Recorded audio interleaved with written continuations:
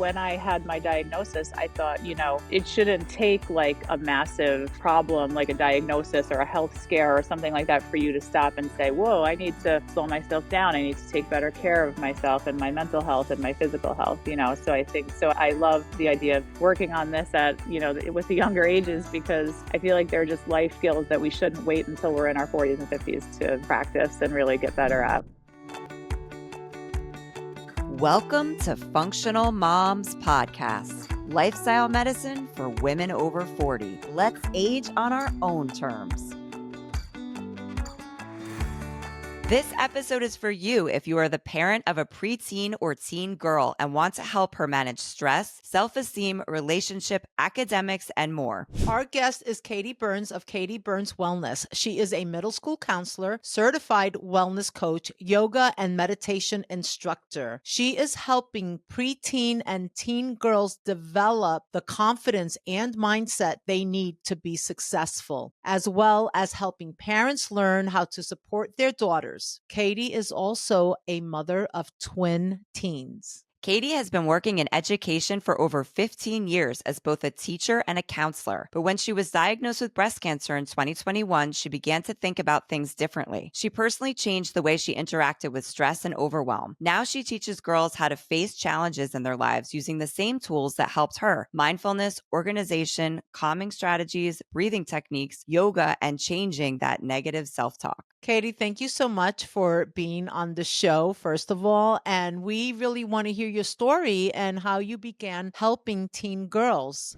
Absolutely. Thank you so much for having me. I'm so happy to be here. My story, begins kind of, I think, as an educator. I've been in education for a long time. I've been a teacher and a school counselor, as you guys said. And, there's always been sort of something extra on the side that I've always kind of wanted to do. So, within the last year, getting this business up and running has really been a dream of mine for a long time. So, I've worked with students of different ages, really from middle and high school. And I have twin teenage 13-year-olds, as you said. So, I'm in sort of the teenage world, preteen and teenage world in a lot of different capacities. And I love it. I really feel that, we as adults try to learn a lot of things that can help us accomplish things and get through stressful times. And sometimes it takes us until our 40s and 50s and 60s to, realize some things about ourselves and realize some things that we could be doing for ourselves that are helpful to us and can help us get through challenges and difficult things. And so, over the last few years, as I've gone through some of those things myself, I've thought, why not be trying to teach this at a younger age, to our younger girls. I see myself a lot in my clients, and the girls that I work with. I was a teen girl once too. We all were. And, I remember it being challenging and just not really knowing yet, who you are and how your surroundings, your friends impact what you think about yourself, how your relationships impact what you think about yourself and all those things. And I think that, before I even get into like the rest of my kind of story, I think the biggest thing that I focus on as a wellness coach for teens is changing the way that we talk to ourselves. I think that is like the key for so many things. I can give girls all day long a list of things that they could do to, be more productive or like be more successful in school or take better care of themselves. And those are all things on a checklist. But what I think sometimes is missing is how we talk to ourselves and how like having the courage and the strength to get up every day and do the things you need to do to take care of yourself kind of comes from the way you think about yourself and the way you talk to yourself. Wonderful. Absolutely. So my story over the last few years of having this cancer experience really drives the work that I do as well, because, like you guys said, I was diagnosed with breast cancer in 2021. I was just about 41 years old, and it was a pretty big shock. I don't really have much of a family history or anything like that. It seemed to come out of nowhere. I'm sure everybody feels that way when they hear that kind of news. And I remember really clearly at the beginning of it, having conscious thoughts of like, I don't want to do this. I'm not going to be able to handle it. What's going to happen? all these Right. things. And at some point, there was like a light bulb switch where, I felt like I was faced with a choice. I felt like it was one path or the other path. Either I can't do this or I'm doing it and I have to do it and I'm going to have to figure out how to get through it, Mhm. and keep myself intact, because you can sit on the couch and cry all day, or you can get up and take care of yourself and like do the things that you need to do. And there was plenty of time of sitting on the couch and crying all day. I'm not, not trying to sound like I didn't do that either, you know, Absolutely. in the Yeah. beginning. But then at Yeah. some point, I started to feel like, okay, I have to get a plan going here and I have to think about the way I'm talking to myself and the way I'm going to get through all these things. And I did have a little bit of a long haul. I had two surgeries, I had 12 weeks of chemo, I had a month of radiation, I had a year of injections, I have a pill that I still take, I'm going to be on for the next 10 years. So there's a lot of things that have changed in my life because of the treatments that I had and, some side effects and all that stuff. And so I kind of go back to that way of thinking in my mind all the time of like, okay, every time I feel like, oh my gosh, I can't handle another thing, I can't do another thing, it's like those are the things we're telling ourselves again. So it's like if I tell myself I can't, I'm right. And if I tell myself I can, I'm also right. So, I need to change the way I think and change the way I talk to myself. And that's something that I really feel strongly about teaching our girls. I love to talk about that with teens, with my own kids, and, with the girls that I work with. Right. Do you think that there's like value? Like, I know you're saying, like, if you think this way, you can. And in that space where you said you were crying on your couch and trying to figure out how do I get myself off this couch and being more proactive about how I actually want to be and live through this process. Do you think that is it that you switched from one thing to the other, or was it that you got up off that couch and you did it even if you were crying, but you were doing it? Yeah, I think there's a lot of value in like the one step at a time approach. I definitely had a moment of saying like, okay, I got to do something here. I'm totally overwhelmed with this diagnosis and this challenge that it's Right. going to be. And I kind of felt like I don't really know what I'm going to do. I don't really, not really sure how I'm going to get all the way through this. And it's going to be Mhm. like a year or two of my life. But I just know that right this minute, I'm going to get up and do yoga. That's it. Just the one thing. And Yes. then when I'm done with the yoga, then I don't know, then we'll see. And then like the next, a few hours later, it was like, I'm going to go take a walk, or I need to go take a walk right now. And then, Right. so just like the one step at a time approach, I Right. think is really helpful when you're dealing with like a challenge and an overwhelm, because I think a lot of it is, it's kind of like the fear of getting a needle, getting a shot at the doctor or something. Like we're so worked up in our heads about it. And then when it happens, it's over, it's done. And then we're like, oh, okay. So it's Mhm. kind of like the overwhelm that comes with facing a challenge is a lot of it is in our minds. And, we think, Yeah. I'm not going to be able to handle this. I'm not going to be able to do this. What am I going to do? And all we have to do is just like put one foot in front of the other sometimes and do one thing at a time. And, Right. that's something that I work on with coaching with my students a lot. Yeah, it's like the power of now. It's working with the That's power of Exactly. now. so true. Yeah, just Exactly. going back to the present, taking Yeah. Right. yourself back to where you Right. are right Yeah. now. Yeah. Right. That makes a lot of sense. So how did you, I guess your background is in counseling and you had already been a meditation teacher in yoga. So are those like the things that you leaned on to come up with getting yourself out of that spot of like sitting on the couch and crying? Like how did you work to that spot?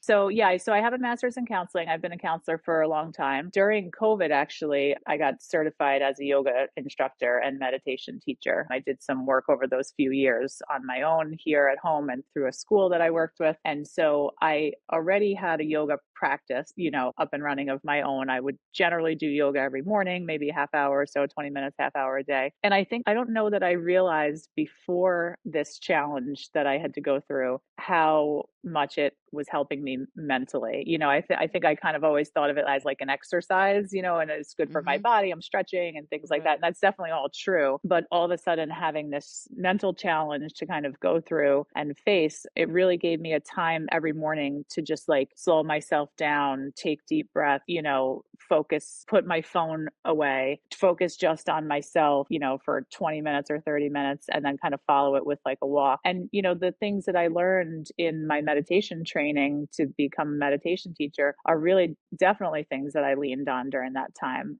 I had to really learn how to take things one step at a time, how to stay in the present moment, how to Mhm. slow Mhm. my breath down. And I started to discover, honestly, how incredible it is. Like, I find it really incredible that our stress, something that's like not tangible, something that's in our minds, can cause us such physical symptoms. I mean, sadness makes you cry, nervousness makes you sweat, like, or shake, all those things. It's really kind of crazy when you think about it. So, like, leaning on those yoga and meditation strategies that I had learned really helped me get through the stress of those times. So when there were moments where I was feeling the nervousness and the anxiousness creep up, if, the first day of my treatment, I'll never forget that day. I was like, I could feel it, like my chest was tightening and I get so nervous and like, what's this going to feel like? What's it going to happen? Or what's going to happen?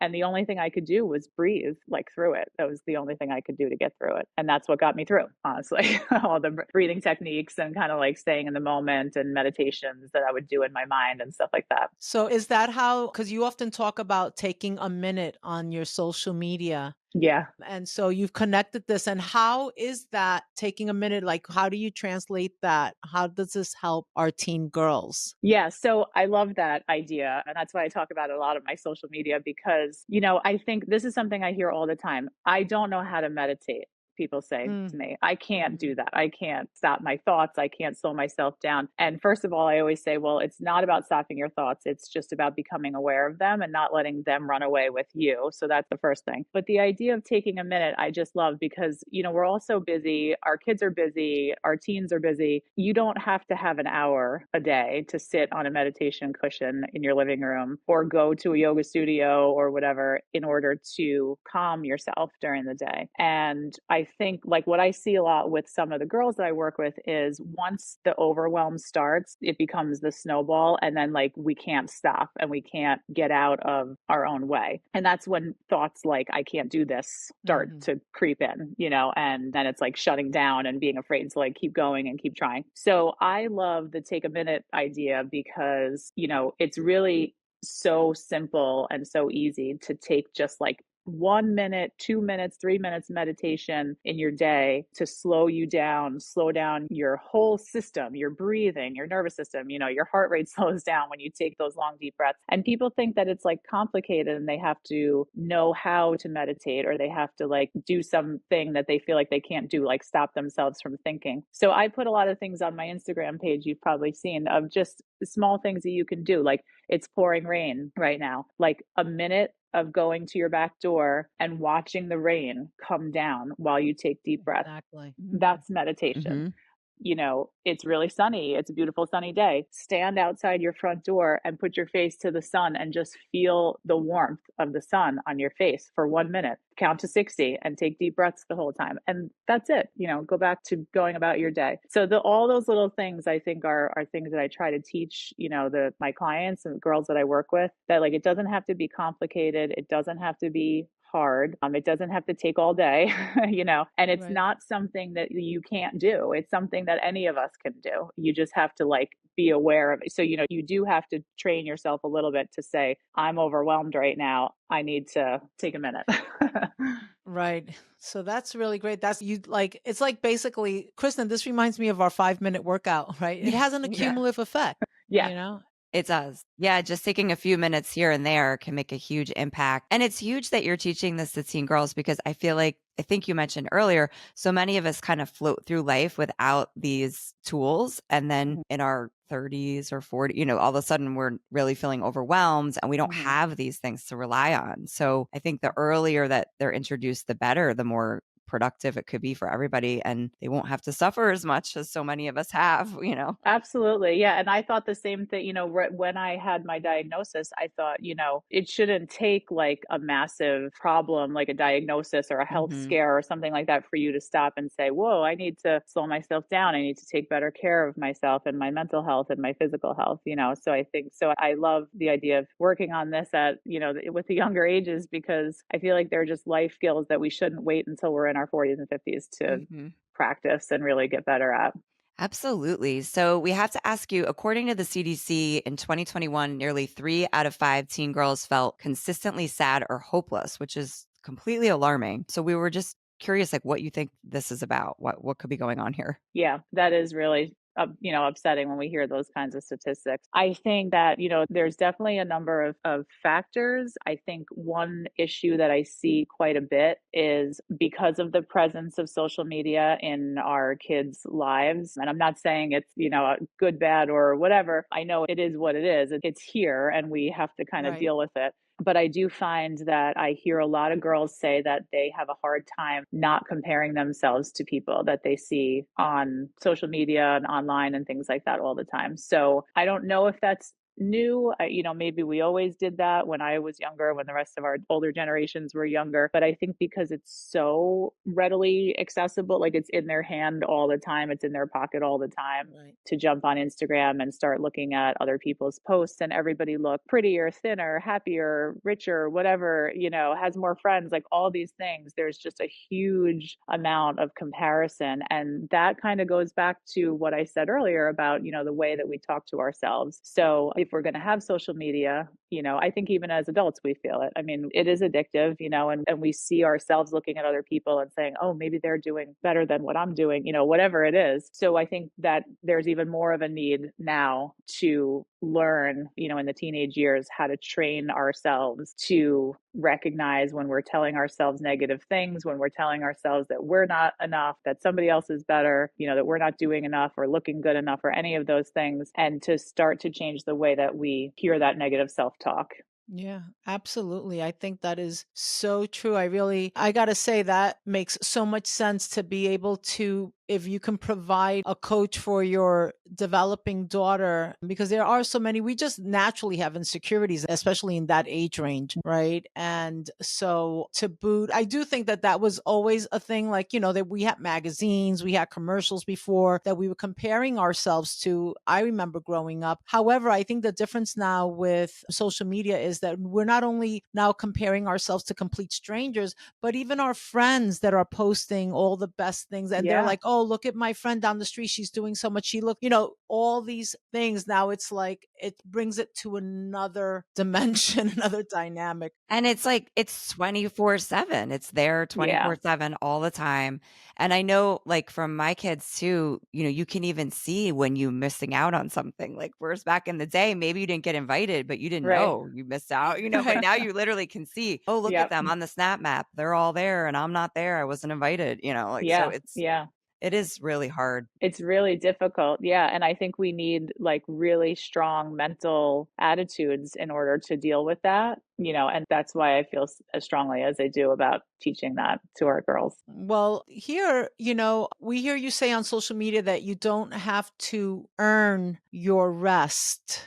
Yes. And so, can you tell us a little bit more about what that means? Sure. Yeah. So that's actually something that I have recently been working on myself, so, and that's And another so am thing I like I. to, yeah. I think we all need to work on I it. When think I this heard is for that one, I was teen. like, Yeah, I think this is for like the teen girls and their moms. yeah. Yes, Right. exactly, exactly. Yeah, I think a lot of the things I post, I'm like, this is for you too, you know, because it's coming from me. That's why, because Absolutely. I'm not like, I never want to come across like I have all these things figured out. I'm working on these things just as much as I'm coaching them. So that for me, it's like coming into my head and going right back out to somebody else, but it's happening for me at the same time, Mhm. and something that I struggled with, I think, for a long time was sort of like, productivity or accomplishments mean worth or whatever, whatever word you want to fill in there. And, again, having cancer really, stopped me in my tracks, obviously, because, you literally just can't like get out of bed the next day after a chemo treatment or can't get off the couch or whatever because you're exhausted and it really takes a toll on your body. And so the like superhuman mom approach that I think a lot of us do, where we all run around and like try to do everything all the time, it just is physically impossible when you're going through cancer treatment. And that was a hard pill to swallow for me because I was like a super achiever, sort of fixated on like, I have to get things done all the time. If there's a day where I sit around and put my feet up all day, like I'm wasting time, what am I doing today? I Yeah. didn't get something done today. And having that experience of having had cancer did stop me in my tracks and forced me to realize that's what I was doing. I don't even think I realized I was doing that for a Yeah. long time. And, really made me take a look at myself and say, wow, okay, I need to be able to say, like, what did I accomplish today? I rested today. That's check, right? Check that off the list, you know? And I think like there's a lot of pressure for high school, middle school, high school girls. I mean, I think high school it starts to ramp up quite a bit more because they're starting to think about college and all that kind of stuff. But, you know, as young as middle school, we hear kids starting to talk about, you know, I need to be able to get into a good school and Mhm. what am I going to put on my resume and all these things. So I think there's always like this underlying pressure. Some of it's societal, some of it we put on ourselves of like, I have to do in order to get where I need to get all the time. And we're on this like psychotic treadmill of, you know, just go, go, go, go, go all the time. And there is a lot to do. You know, there's a lot to do as moms, there's a lot to do as teens, you know, high school, middle and high school students. I mean, we've got our kids in activities, they have schoolwork, you know, they in high school, sometimes depending on where they are, they have to do like community service hours, you know, they have to start applying to colleges. You know, there's really a lot going on all the time. And we can get caught in the trap of just like white knuckling life, I feel like, where we're just like, even if I'm tired, I'm just doing it because there's so much to do and I can't stop. And so I like to put that message out there on Instagram from time to time of just remember that like it doesn't have to be when I get done with X, Y, and Z, then I can take the rest that I need. It should be the reverse, which is let me take the rest that I need now so that I can get X, Y, and Z done because I'll have the energy or the mental capacity to do it. I love that. Yeah, Mhm. it's so true. We're all like that. I feel like we're all rushing to the next thing. And it's Yeah. funny, I remember when COVID happened and everything was shut down, at the beginning a little bit like a relief because it was calming, like, there wasn't so many things to rush to. I wasn't rushing to this activity to the next activity to this to that to that to that, and then of course quickly it got really bored quickly. But it made me think like, well, when things reopen, will I reevaluate? I Mhm. sort of just got swept up. I got swept right back up into like the Right. tsunami that is life, Yeah. that every Yeah. day I was like running from one thing to the next again. And so I think your reminders are so important for all of us because we're just all caught up. It's so busy. Every minute Yeah. of the day is booked. It is. And we really have to slow down. I was just talking to you about this, Kristen, Yes, I yesterday. know. I'm driving, I had clients. And, as Katie is talking, Kristen, I just realized also I started my day at 4:30 a.m. yesterday. That was another thing. And I was like, just want to, I'm driving past the beach and I'm like, I just really want to go to that beach right now. And I had a block of time, but I had that block of time to do more work, right? To get my laptop to do this work. And I'm like, you know what? I found a parking spot miraculously. And I was like, this is a sign. And I just beeline to the beach and I allowed myself that time with guilt free, right? Because that was the other thing. Because then I was Yes. like, all right, am I going to do this and then like be beating myself up the whole time? Oh, you really should be doing this, Raquel. How dare you like, go to the beach in the middle of the day. And I'm like, no, I'm going to enjoy this. And it doesn't mean I'm not going to get my work done. I'm going to I'm going to, put it off a little bit to another part of the day. And I'll just, make the adjustments and be okay with that. Because what I'm realizing now, as you were explaining what you said, is that is part of the work, right? To allow ourselves the freedom to be present, to lean into our joy, to lean into rest and Yeah. replenishing so that we can be better for the rest of the day. And I really feel like the rest of the day I did do better. Yeah, Yeah. and it's true, and I use this example all the time when I talk to, when I talk to girls too, but it's true for moms as well. Like, and I'm sure this is cliche and we've heard this a million times, but if you were driving on the highway and your car was running out of gas, you would say, I need to stop and get gas. You wouldn't Mm, say, I don't have time to stop for gas. This car better keep going because it's got to get me to where I need to go and just suck it up and get there. Yeah.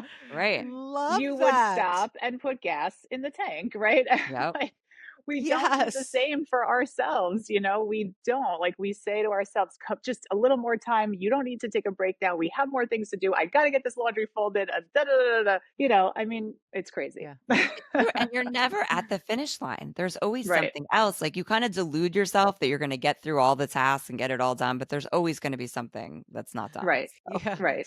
It's not like I'll never have another load of laundry to do yeah, Right. again. exactly, It's yeah. like, it's What am never I going to racing end. to? Yeah. Exactly. That is so true. Exactly. That is so true. So, I think one of the things is that you also help parents. So we were curious, how are you helping parents of teen girls? How does Yeah. that work?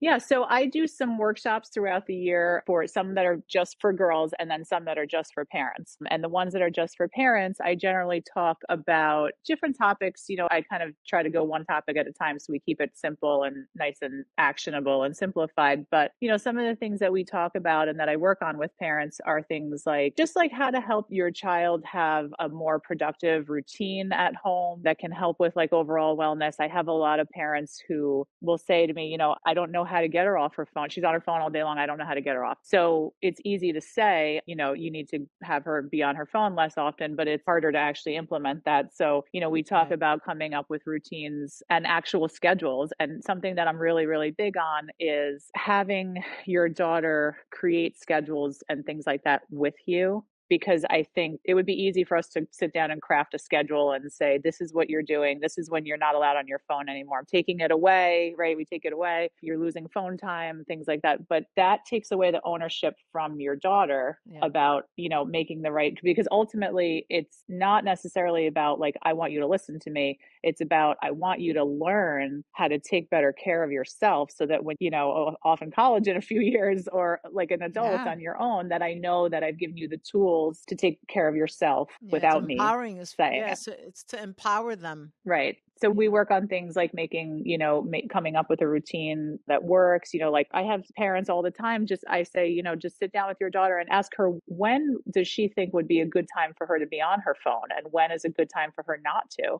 Let her tell you. Maybe she wants to check her phone for an hour a day at 3 o'clock when she gets home from school. And then maybe you don't want her on it at 10 o'clock at night. So there's a middle ground there. You can say, let's have like 3 to 4 is phone time. And then, after that time, we're plugging it in the kitchen and we're not keeping it in your pocket, or we're not keeping it next to you while you're doing your homework, things like that. So, and then from time to time, like a couple of times a year, I run a sort of a simplified workshop, but just on some nutritional stuff, because I also find a lot of girls who, come to me and they talk about anxiety and they talk about how they feel so anxious and wound up all the time, but they're like starting their morning with, like a Coke and a Oh my donut, God. and I'm like, okay, so like if we change some of those things around, you'll probably Yeah. feel a little better, so we have to just, and I know like, lucky teens with their metabolism, like we couldn't do that at this age anymore, but it's not making anybody feel good. So it's, Yeah. like, Sure. so stuff like Yeah. that, just, and again, it's about empowering the kids to want to choose those things themselves. It's not necessarily about saying like, you're not allowed to have this, or this. It's like, let's see how you feel after you make healthier choices, and let's keep track of, maybe a journal or something like that. Let's keep track of how you feel when you eat sugary junk things, caffeine, too much caffeine, stuff like that. And ultimately you want them to arrive at like, I would rather have the healthier stuff or whatever because it makes me feel better. Yeah. Hmm. I think also Yeah. a fitness plan. I think, these girls need to work out. It makes a Hmm. huge thing when they work out, and that's another way of feeling empowerment with themselves, just having Yeah, releasing stress. It's great for managing anxiety and that type of thing. absolutely. Awesome. Yeah, and even with, I have to say, with how you said that the parents and the teens work together to put kind of boundaries around the phone. My Yeah. daughter, I have to say, even kind of started doing it for herself, because she Oh, even that's flagged great. herself. Like she was like, and, it was the summer and she had more free time. I will say during the school year, she's really busy with like sports and then school. But in the summer, she's had a lot more time. And she was telling me, like, I'm spending way too much time like on TikTok. It's not Hmm. good, like. Yeah, So I think that's great. Like, I think we have, it's part of our lives. It's not like social media and phones are going away anytime soon. So we have to be able to Absolutely. create strategies that work for us, as right. Yeah. adults Yeah. too. As adults too. Like, Yeah. Yeah, And true. Absolutely. yeah, and you know what I find interesting? Because I have 2 daughters and 2 sons. And what I find very interesting is that in my household, my daughters are not as much into their phone, and my sons are on their phones like literally every second. Like I can't talk to my son without him like being in his mhm. phone. I'm like, "Dude, Yeah. eyes here. Look Yeah, at yeah, me. I'm talking yeah. to you." He's like, Yeah. you're describing it like he's inside there. Like it's like another world he's like sucked in. It's Yeah. crazy. And I find that really interesting. Well, and the thing that's funny about that is, it really is addicting. I mean, it's a lot like a drug in some ways, like we wouldn't, but it's become so commonplace that we tend to say to ourselves, why can't I get off this phone? Or why can't I, just like any other addiction, I mean, it's Mhm. difficult to stop something that you're, so stuck to. So, I mean, I think like having it's definitely not going away. It's not going anywhere. It's a big part of our kids' lives. It's a Yeah. big part of our lives, even. And, even as business owner, you find yourself going on Instagram to like create your post for the day, but then you're like slowly scrolling and then you're like, wait, no, no, that's Wait, I'm not here to look at these. stop. Right. Yeah, Oh, you exactly. get so I mean, the amount of time that's wasted is unbelievable, really. Yeah. So I think like teaching the strategies and the reason I like doing that together too, like we're, as a mom working with your child to create those strategies and those routines together is because I think it does help to strengthen your bond a little bit more as well, because you can say, look, I feel the same thing when I go on my phone. I'm also, scrolling and like, let's do this together, and it can kind of help create a little bit more connection also with your daughter. Yeah, where you're Mhm. feeling like you're supporting each other. Right. Yeah, that's a great point. And I guess the last question is, how are you helping teen girls with academics? Because that's one of the things you talk about. That's a great question. So academics, I work with girls in a range when it comes to academics. So I work with some girls who are struggling in school, struggling to get, like the grades that they want or the grades that their parents would like to see or the grades that they're going to need to get into colleges or things like that. But then I also work with girls who are struggling in the sense of they're getting A's, but they are so overcome with perfectionism that they're like, it's like debilitating anxiety over the idea of like getting A's, not getting A's,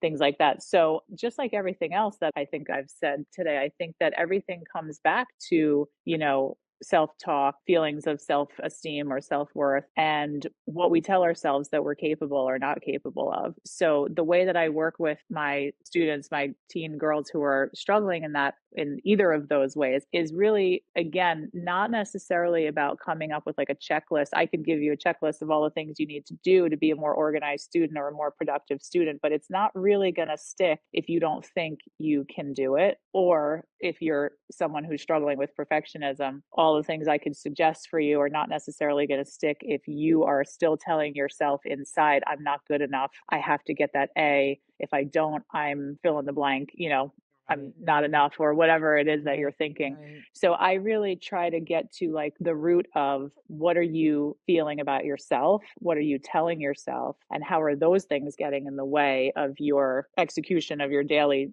tasks? And then we do work on executive functioning things and we work on how to like put a routine in place for yourself or how to take better care of yourself or have better wellness in your life. But I really strongly believe that like your wellness really comes from your heart and your mind first, before you actually implement some kind of a schedule or a routine or like things like that. So those are some of the things I try to unravel in the coaching that we do, with some talks and some questions about what you're telling yourself and how you kind of treat yourself, because I think right. that's the first step. I don't think anything really changes if you don't change the way you treat yourself. That is like that hit me to the core right there, how you treat yourself. Yeah, because that chatterbox is going, we're always thinking, and that awareness, I think, of how am I speaking to myself? Like, even like for myself, as a 57-year-old woman, like yesterday, like, I'm an adult, I run my business, like, like, why can't I go to the beach? Like, why was like that such a terrible thing? Oh, Raquel, you can't, like, why Right. can't I do that? Like, what was so bad about it? It was like, oh, because I wasn't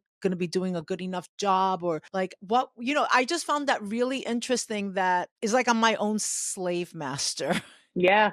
Yeah. And why am I doing that? And I would think when you just said the words like being enough, because I'm Yeah. working so hard to be enough, to prove that I am this thing, to for what? Like, and it's probably has like a lot of peel that onion, like why am I treating myself this way? Like, what's the point? Right. And so that's so wonderful that you're digging into that, this wonderful stage in a woman's life, and this, so that when these young women get to be, that they're going to be further along with all this. Yeah, I mean, so many things that we covered, but being mindful of our time, Katie, do you think are two simple things that we can do today to support our teen or our preteen girls? Yeah, that's a great question. I like to talk about actionable strategies that are easy and quick and we can just start doing right now. I think one thing, so as moms, as parents, I think one thing that we can really do, and this is a gift for our children and also for ourselves, is to start thinking a little bit about why we do this to ourselves first and start to allow ourselves to take a break, take a minute,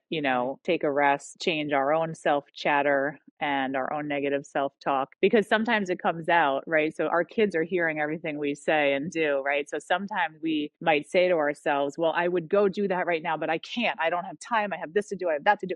So they're hearing that too, and they're internalizing those things as well. So it's possible that some of the things we think about ourselves are being absorbed by our kids. So I would say one first step might be to allow yourself to take a minute and, have a break when you need one and be a little bit more like mindful of that. And then the other thing I would say is, whenever we are out with our kids, with our teen girls or, whatever, trying to find little moments of connection where we can let them know that we feel some of the same things that they feel. I mean, obviously we're in a different stage of life right now, and they're just beginning, lots of different experiences happening and lots of different feelings and all those things. But what they go through is not that different than what we go through on a daily basis, just having a lot of things to do all the time and just kind of like always trying to carve out time, take care of ourselves. So, if our daughters are doing something that we see ourselves in them, they're rushing around or saying like, I don't have time for this or I don't have time for that. Instead of saying,